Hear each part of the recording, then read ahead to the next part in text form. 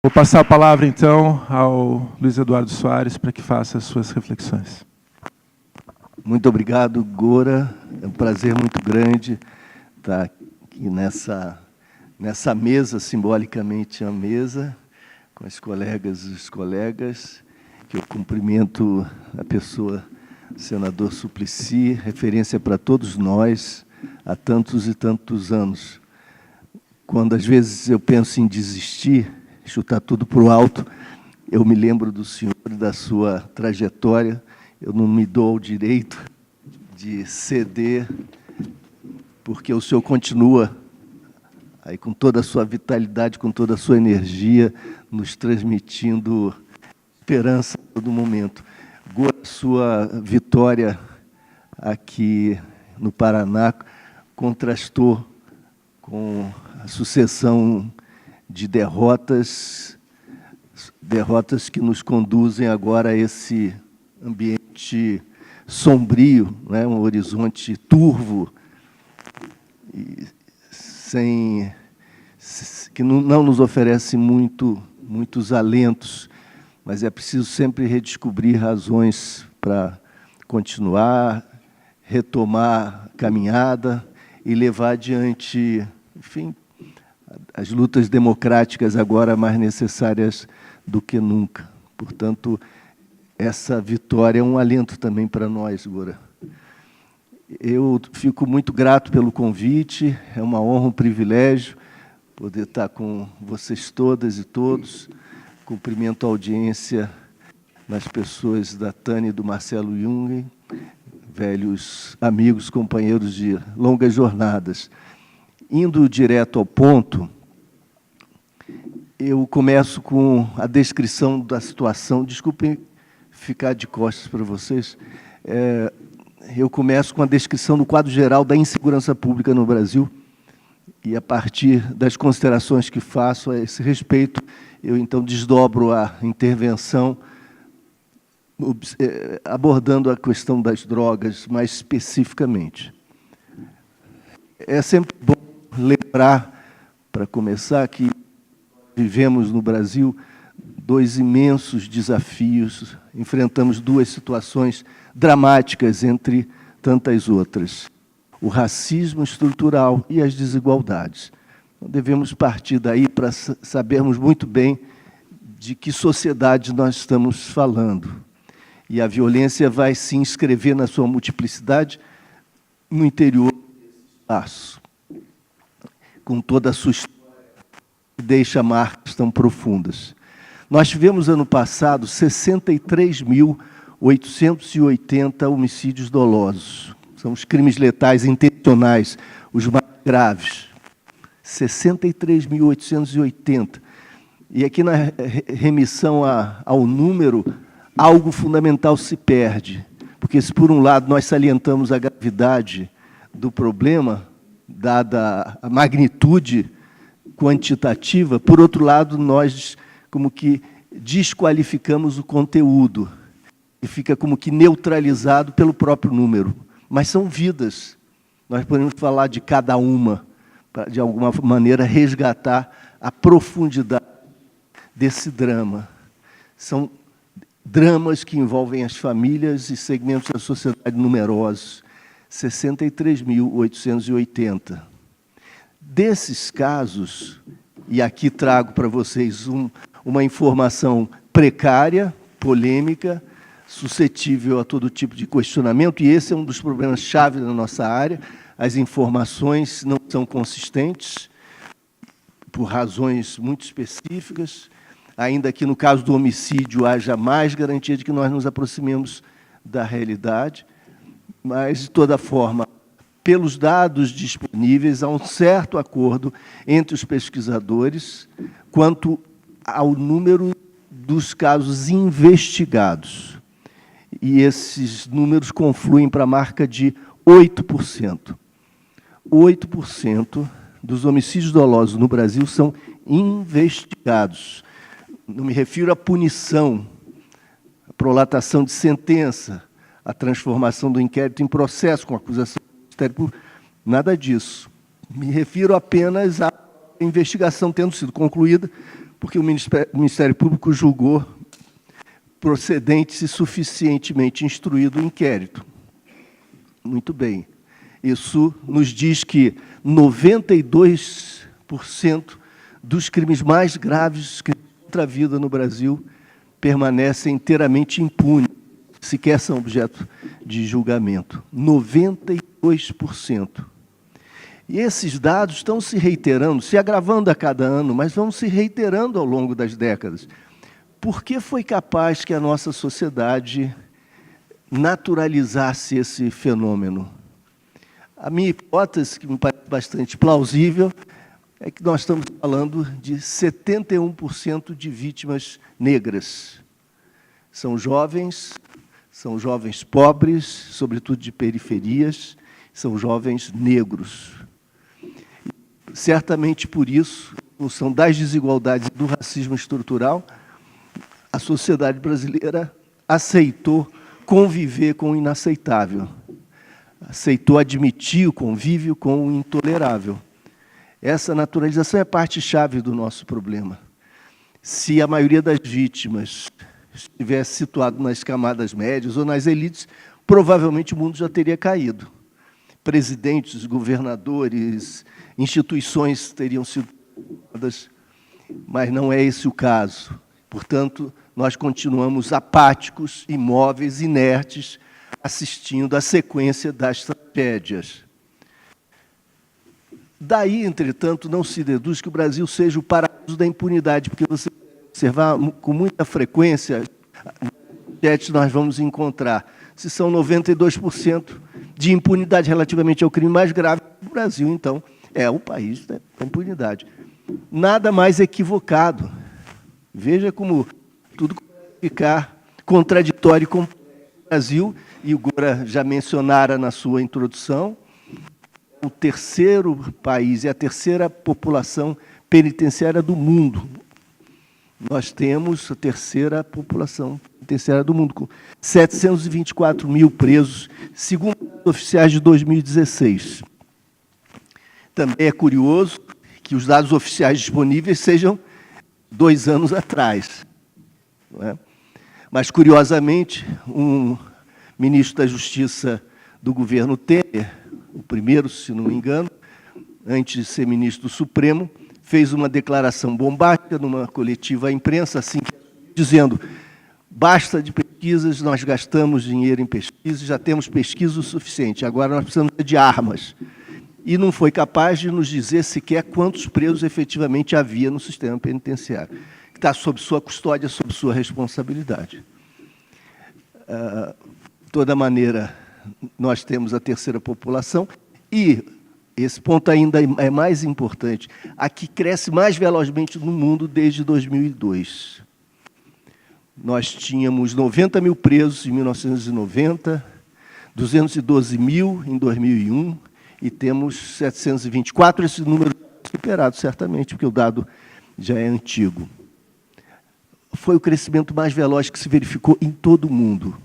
Nesse universo, 40% estão em prisão provisória. Então, todos aqueles que se dedicam ao estudo do direito e à defesa de direito, e a OAB se destaca, né, nesse universo, ficam sempre perplexos e chocados com esse dado. 40% prisão provisória. 40% sobre o total de 24. Vocês podem fazer a conta e imaginar o quanto isso significa.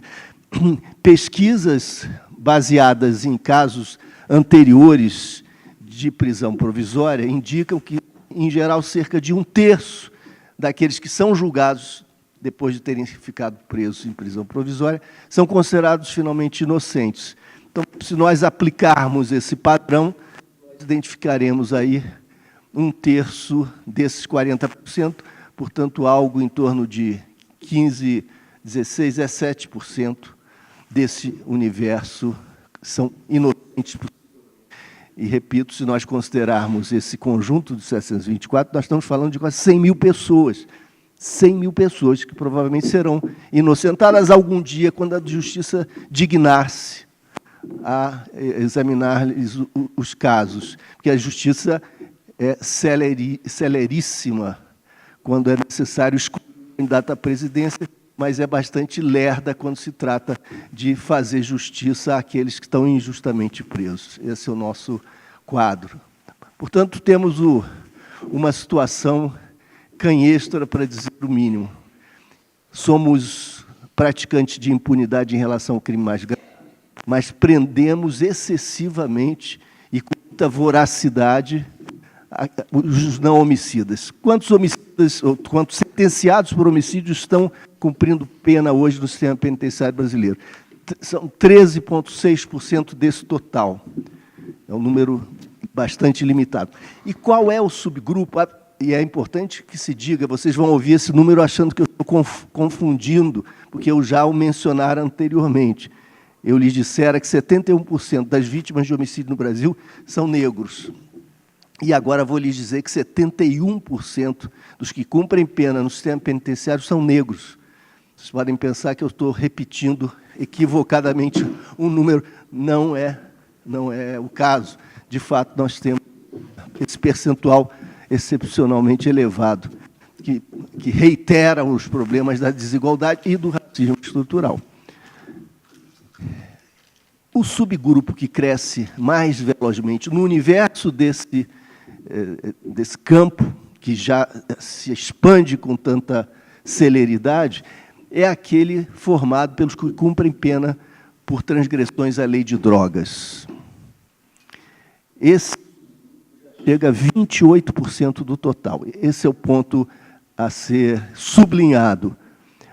28%, quase um terço, portanto, do conjunto desse universo prisional, 28% estão ali cumprindo pena por transgressões à lei de drogas. E esse subgrupo é o que tem crescido mais aceleradamente desde 2007, evidentemente em função da mudança legal que alterou o quadro da situação das drogas, da relação do Estado com as drogas e da justiça criminal com as drogas e da polícia com as drogas em 2006. Podemos falar sobre isso depois. Mas desde 2007 até 2018, o subgrupo em expansão acelerada é esse, composto pelos que são, digamos, entre mil aspas, traficantes. Por que as aspas?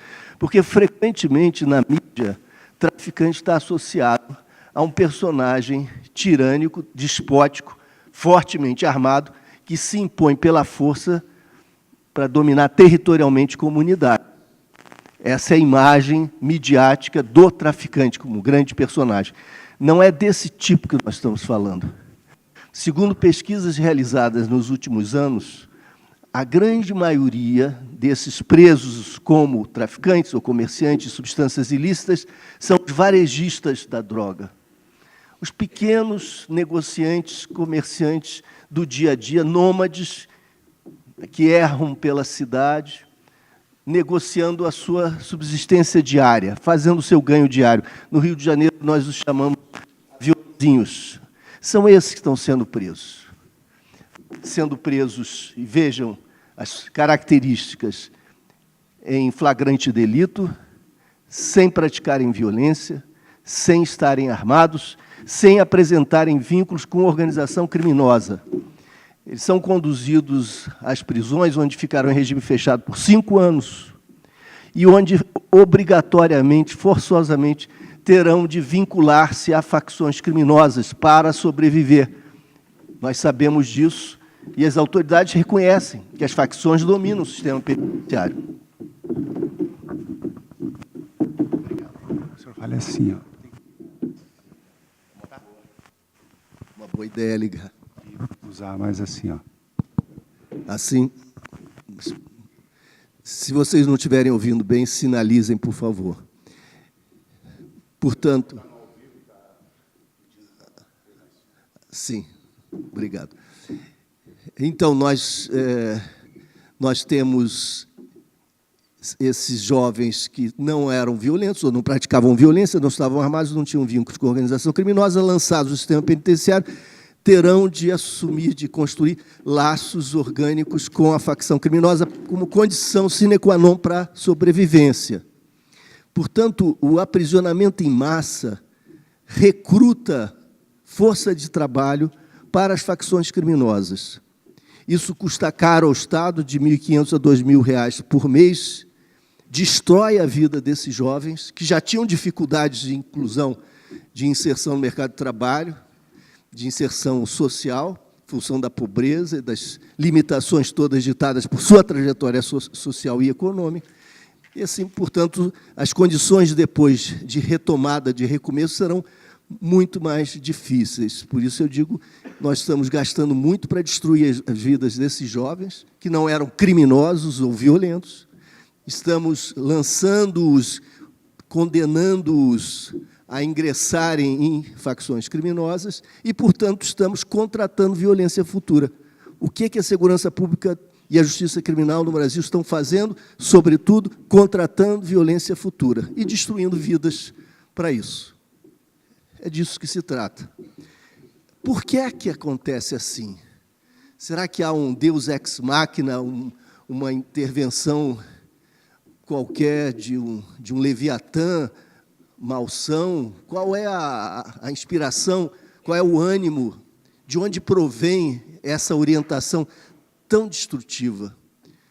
Independe de gestores e da boa vontade de autoridades. Até certo ponto, evidentemente, a boa vontade, a inteligência, o compromisso social produz algum impacto, mas é muito reduzido, muito relativo, porque esse resultado não provém de decisões gerenciais, de gestores.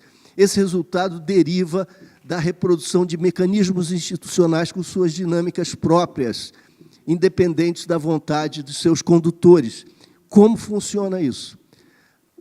A polícia mais numerosa, presente 24 horas em todo o país, é a Polícia Militar.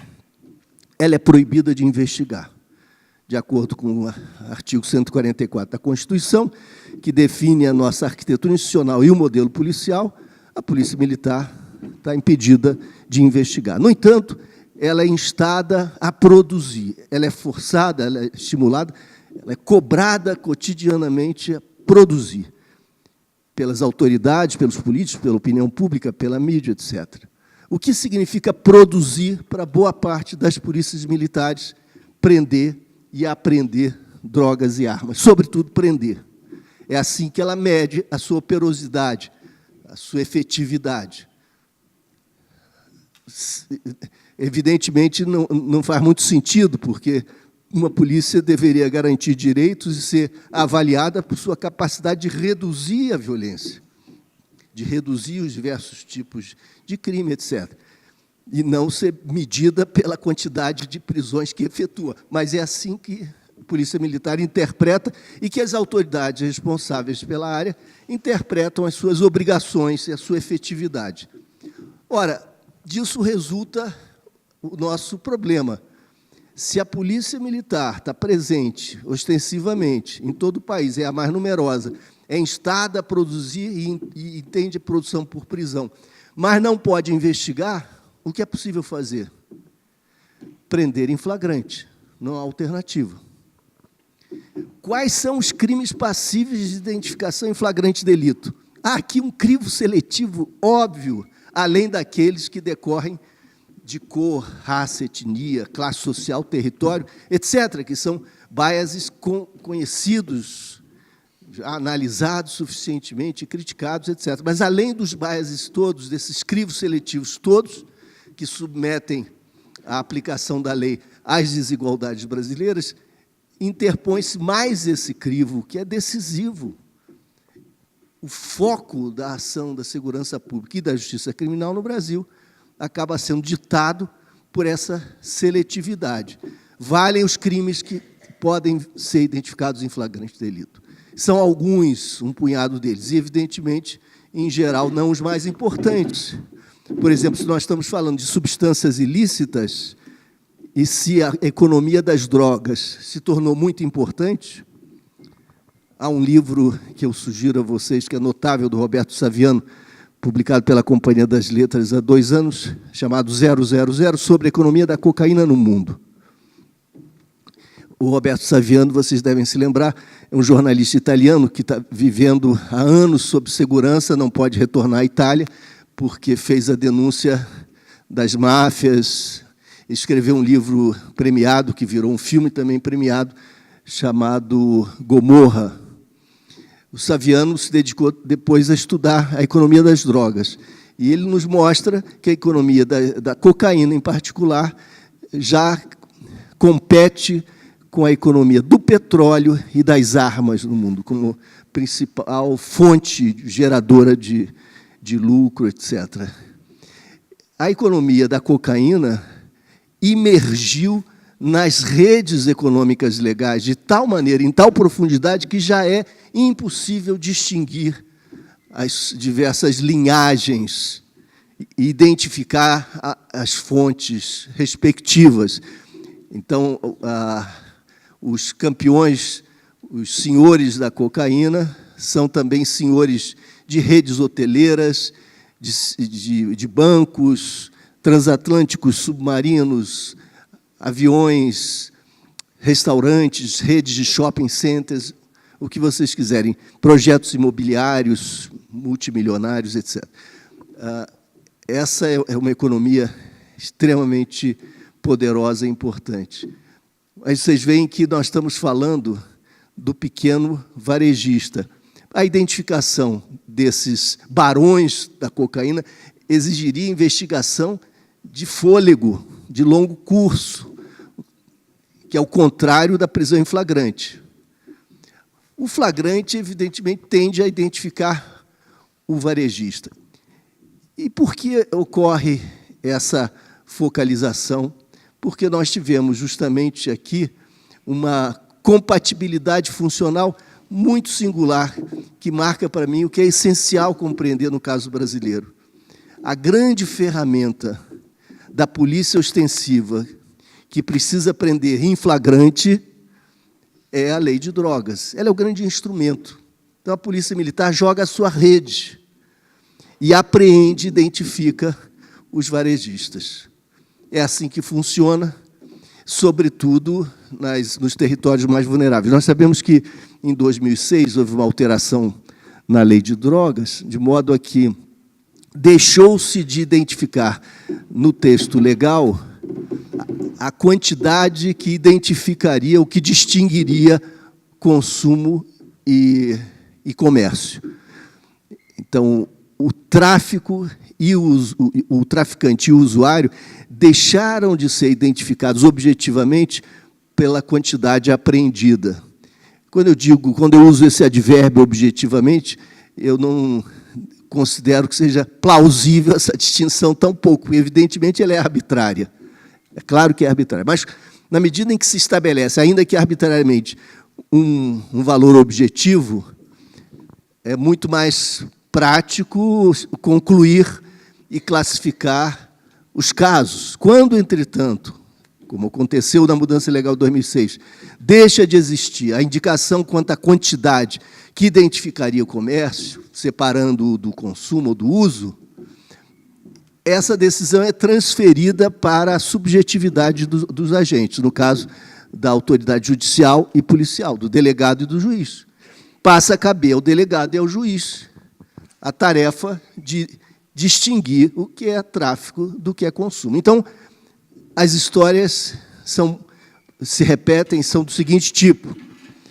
Se o rapaz é branco, de classe média, um playboy, digamos assim, para usar um personagem típico, e se ele é preso portando X gramas de qualquer substância ilícita, ele diz à autoridade judicial: Excelência, coitado de mim, eu sou viciado e detesto me relacionar com essa gente, com esses criminosos. Então, eu vou, uma vez só, a cada semestre, e compro muito para reduzir o número de vezes em que eu tenho de me aproximar dessa gente.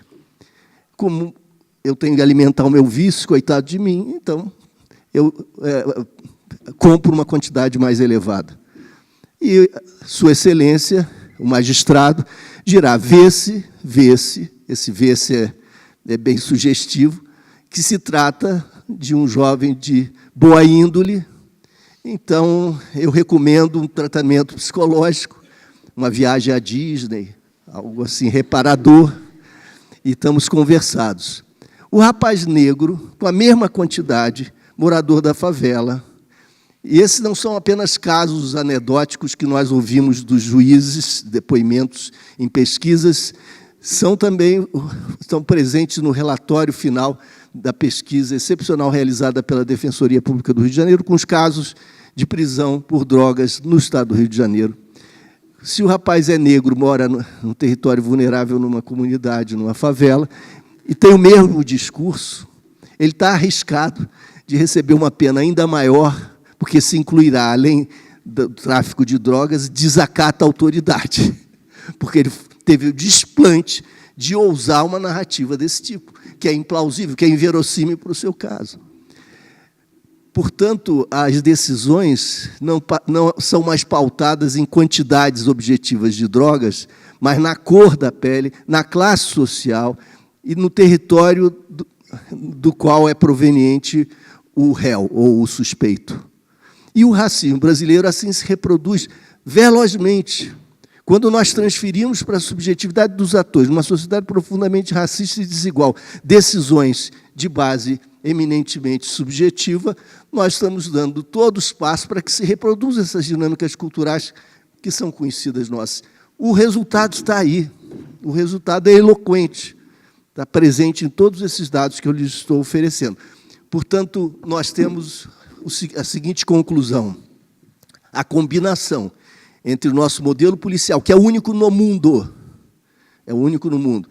que separa a polícia civil, polícia militar, com suas respectivas atribuições. Esse modelo policial, casado com a lei de drogas hipócrita e irracional, que é a nossa, num país como o nosso, produz esses resultados dantescos. O que é extraordinário, e eu me sinto muito... É difícil qualificar a sensação de quem há décadas repete discursos análogos. Eu me sinto empobrecido, medíocre, redundante, porque atravessando décadas, reiterando os mesmos pontos, a impressão que eu tenho é que não houve nenhum amadurecimento intelectual, nenhum enriquecimento, não houve evolução. Mas, talvez esse seja o caso, mas certamente também é o caso que não houve evolução na sociedade brasileira nesse domínio. Nós continuamos perdidos na mais profunda, extensa e densa, opaca obscuridade. E vejam, nós nos aproximamos agora de um novo momento, inauguração de novos governos, e os discursos que triunfaram não foram aqueles capazes de identificar a tragédia que é a nossa, né? A destruição de tantas vidas jovens e o investimento de tanta energia e de tantos recursos na guerra às drogas, que só produz essa infelicidade, só reitera esses dramas e só reproduz as desigualdades brasileiras, sem qualquer perspectiva de avanço. Quando Einstein nos disse que, para ele, a melhor definição de loucura é a seguinte: quando alguém se propõe a reiterar uma abordagem, a aplicar novamente uma metodologia, aguardando resultados diferentes daqueles obtidos com a aplicação anterior da mesma abordagem, da mesma metodologia. Então, nós somos um país insano, porque o que está sendo prometido no Estado do Rio de Janeiro e no Brasil é a reiteração de uma abordagem que há décadas está falida, que há décadas reproduz as desgraças que são as nossas, que há décadas acumula tragédias. O que há de diferente no momento atual, claro que houve exceções, houve momentos intervalares, houve interregnos nos quais foi possível redesenhar perspectivas, apontar para novos caminhos, ensaiar novos começos promissores, mas eles foram insulados no tempo por razões políticas diversas, etc. Portanto, o que está se propondo, o que há de novo é a intensidade proposta. O que se propõe, de novo, é adotar as invasões às favelas, procedimentos bélicos que definem o suspeito como inimigo, é aprofundar, ampliar o encarceramento. promulgar leis mais duras, como se diz, etc., para supostamente produzir resultados distintos. Vejam, agora, se nós nos debruçarmos especificamente sobre a lei de drogas, sobre a questão das drogas, eu compartilho com vocês uma experiência interessante que eu tive em Porto Alegre, quando eu fui secretário municipal do Tarso Genro, de prevenção da violência. Nós trabalhamos experimentalmente no bairro da Restinga, que é um bairro, era, na época, em 2001, um bairro pobre e o bairro, na época, mais violento. Nós fizemos o trabalho experimental, conseguimos zerar lá os homicídios, então os resultados foram muito positivos. A partir daí foi criada a secretaria, etc. E havia um entusiasmo muito grande no caminho que iniciávamos. O Porto Alegre não foi o único caso de sucesso. Houve muitos casos de sucesso Brasil afora. Marcelo Junger comandou também experiências aqui no Paraná, bem-sucedidas, experiências locais, experiências municipais, muitas vezes preventivas, são inteligentes, podem ser muito bem-sucedidas, etc. Então, houve aí essa tentação. E um dia, essa tentação pelo novo promissor, digamos assim, que chegou a inspirar segmentos importantes da sociedade, etc. Bom, eu fazia o meu trabalho diário e, não raro, dava uma outra palestra, fazia alguma apresentação. E, depois de uma apresentação, vêm as perguntas. Nessa tarde, ou noite, alguém da audiência perguntou sobre lei de drogas, etc. E eu defendi a legalização das drogas, como faço desde que a ditadura se eclipsou, nós reconstruímos a democracia e se tornou possível, legalmente, afirmar a defesa da legalização. Aliás, esse problema continuou vigente entre nós, na medida em que houve proibições das manifestações por legalização até muito pouco tempo atrás, até que o Supremo interveio, dizendo que não é crime postular publicamente alteração legal. Isso nada tinha a ver com apologia às drogas, como se dizia, etc. Então, até essa foi uma conquista relativamente recente. Mas, como eu fazia desde o final da ditadura, eu defendia a legalização das drogas. No dia seguinte, o jornal Zero Hora, que é um jornal importante lá do Rio Grande do Sul, destacava na capa, na manchete, secretário de Tarso defende legalização das drogas. E aquilo virou um tumulto político, vocês podem imaginar. Logo cedo de manhã, eu recebi um telefonema do Tadeu, que era chefe de gabinete do Tarso, pessoa excelente, muito gentil, muito sensível. Luiz, rapaz, você sabe que nenhuma censura, por favor, não entenda isso como uma censura, mas talvez fosse bom você não abraçar essa agenda, porque Porto Alegre é uma cidade muito conservadora. Imagina, Porto Alegre era uma cidade conservadora. O que dizer do Brasil hoje? Mas, de toda maneira, Porto Alegre é uma cidade conservadora, você tem que ter paciência e talvez essa agenda seja complicada, etc. E eu disse, Tadeu, eu compreendo, e é claro que o Tadeu foi muito gentil, ele fez isso para que o Tarso não precisasse fazer, porque se o Tarso intervém diretamente, isso poderia suscitar mesmo a impressão de uma intervenção, de uma censura.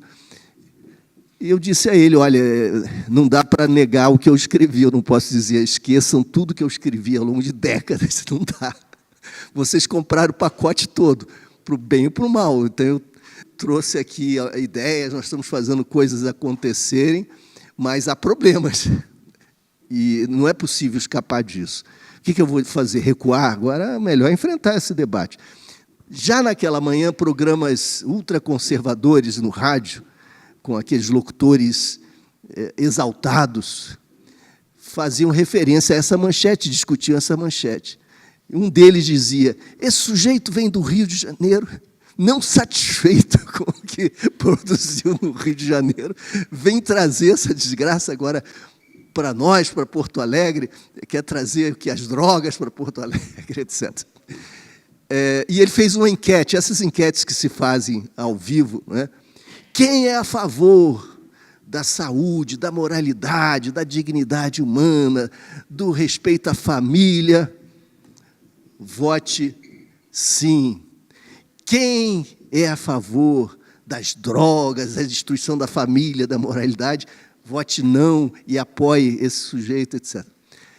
90% foram favoráveis à família, à saúde, ao bem-estar. O mais extraordinário é que havia 10% que eram contrários a tudo isso. Eu disse assim, bom, então tem uma base aí, uma base possível de avanço. E comecei a frequentar programas para discutir esse caso. E em 2 semanas nós fizemos foi feita uma outra pesquisa desse tipo, que não tem nenhum valor científico, é claro, mas é interessante, pelo Lazier Martins, que hoje é senador, ou foi senador, ainda é, eu acho, pelo estado do Rio Grande do Sul. E o Lazier tinha um programa chamado Conversas Cruzadas, se não estou enganado, um programa de política, e fez um debate 2 semanas depois, enquanto rodávamos aí os meios de comunicação de massa promovendo esse debate. E nessa última enquete, o resultado foi 54-46. Eu perdi por 8 pontos, o que foi um avanço extraordinário para quem começou com 9-1. Não é? Então, isso mostrava que havia caminhos racionais e pragmáticos de reflexão, de diálogo e de avanço. E quais eram os argumentos que foram bem-sucedidos? Eu dizia o seguinte, veja, claro que há as questões relativas a valores, a princípios, e desses eu não abro mão, pessoalmente. Eu considero que a utilização de substâncias hoje ilícitas diz respeito à vida privada e à liberdade individual, que, para mim, estão acima de quaisquer outras considerações.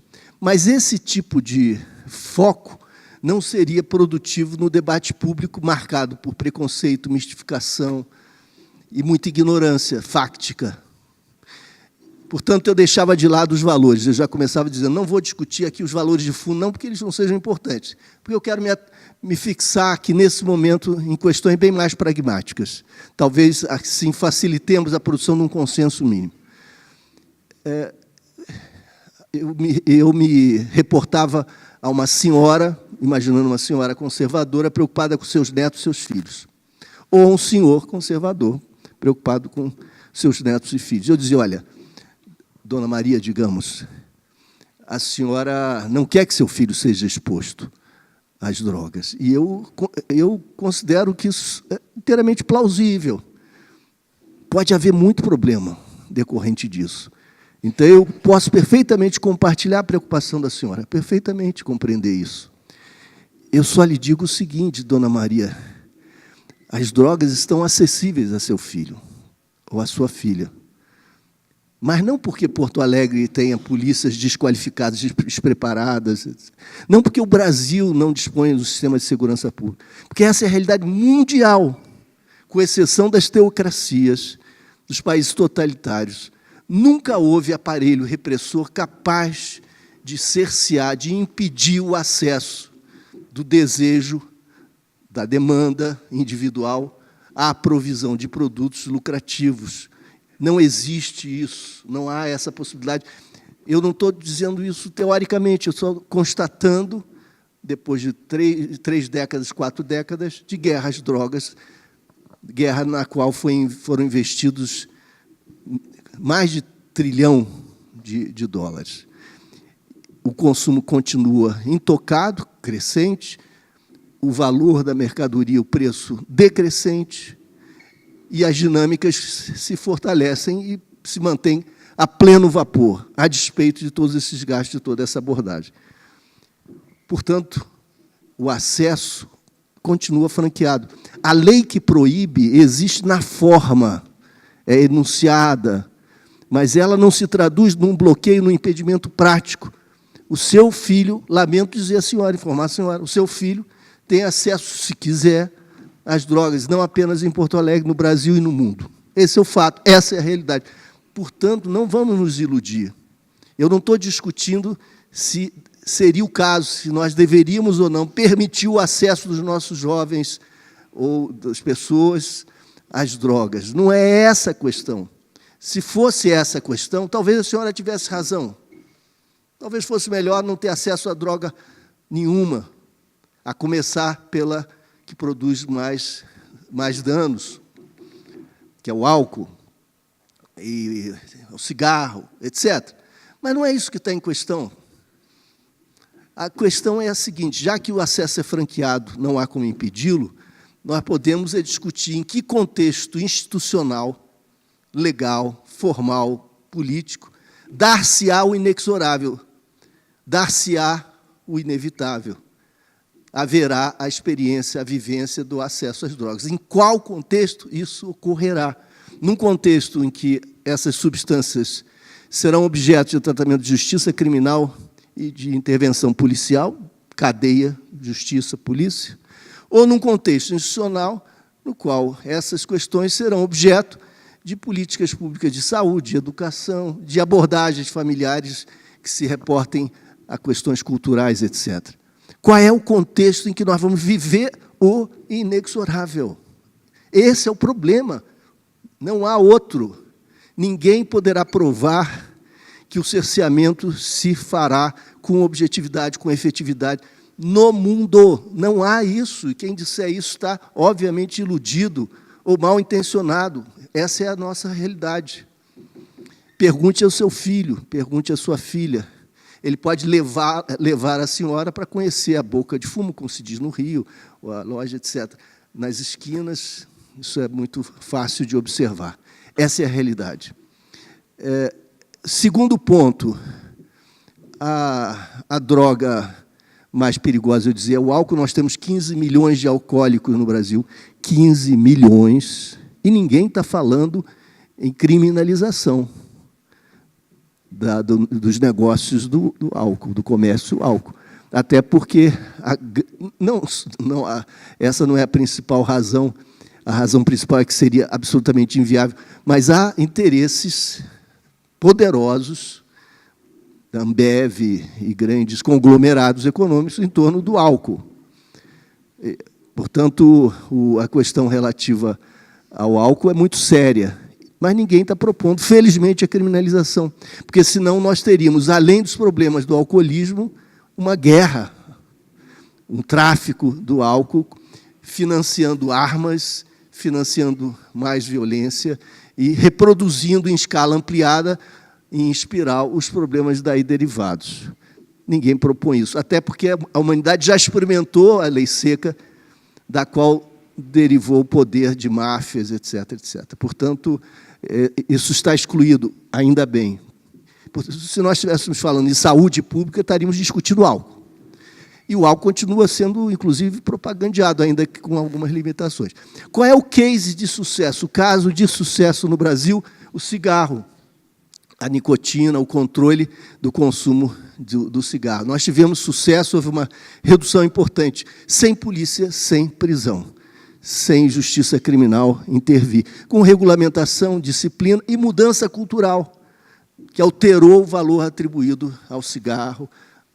Culturalmente, se designa o fumo de outra maneira, etc. Isso teve um efeito muito efetivo, muito positivo, e, portanto, nós podemos aprender que há caminhos alternativos. Portanto, pensando nas nossas experiências com cigarro, pensando nas experiências com álcool, nós podemos, daí, derivar uma abordagem distinta. E, por último, para concluir, e não me alongar demais, qual seria a forma mais adequada de lidar com o universo caótico e anárquico? A legalização. Esse é um tema caro à filosofia política na modernidade, pelo menos desde o século XVII. Os autores sempre se referiam à gênese da ordem social, pensando no papel da lei e do Estado, supondo um quadro designado como estado natural ou estado de natureza, que alguns definiam positivamente, outros negativamente. Mas a lei aparecia sempre como regulação, regulação do anárquico, regulação do desorganizado, com benefícios sociais. Lei, portanto, nada tem a ver com o liberou geral. O liberou geral que nós temos hoje, a anarquia. Com a anarquia, com a falta de regulamentação, nós não temos transparência. E quando há abuso, uso abusivo, uso exagerado de substâncias, por exemplo, cocaína, o que produz resultados letais, na imensa maioria, não é a substância da droga a qual nos reportamos, mas as substâncias adicionadas à substância original.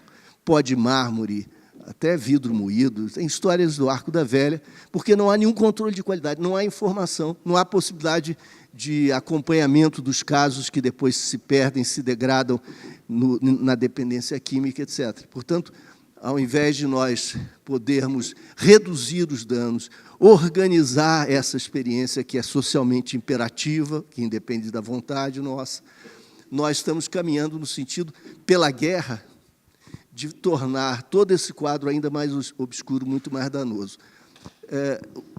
O que eu me pergunto é se ainda há espaço no Brasil para alguma racionalidade, para a discussão objetiva de resultados, para a análise crítica do que nós estamos produzindo, o entendimento das razões pelas quais nós produzimos esse quadro desastroso, reproduzindo, pela criminalização da pobreza, as desigualdades e o racismo. A justiça criminal, com o apoio do Ministério Público, com a cumplicidade ativa do Ministério Público, com a cumplicidade por omissão da Justiça, é a reprodução de desigualdades, o cerceamento de liberdades individuais e a reprodução do racismo. Esse, infelizmente, é o nosso quadro, mas nós, com a vontade política, com a ação coletiva, podemos mudá-lo. Obrigado, gente, pela atenção.